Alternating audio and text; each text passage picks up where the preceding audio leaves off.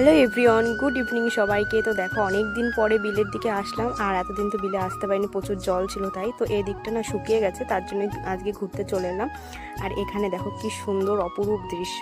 তো এসেছিলাম বাড়ির পাশে একটা কাকিদের ভেড়িতে। তো আর ভেড়ির উপরে দেখো কাকিরা কত কিছু চাষ করেছে, মানে ওগুলো বিনস গাছ, তারপরে লাল শাক, পালং শাক, টমেটো, এখানে আবার নিচ থেকে সরিষা শাক, আর প্রচুর পরিমাণে না কালো বেগুনের গাছ লাগিয়েছিল পাশ দিয়ে, মানে প্রচুর পরিমাণে কালো বেগুনের গাছ লাগিয়েছে। আর এগুলো হচ্ছে কি কুমড়ো শাক, আর কুমড়ো পাতাগুলো দেখে কি ভালো লাগছে, ভিতরে আবার একটু সাদা সাদা ফোটফোট।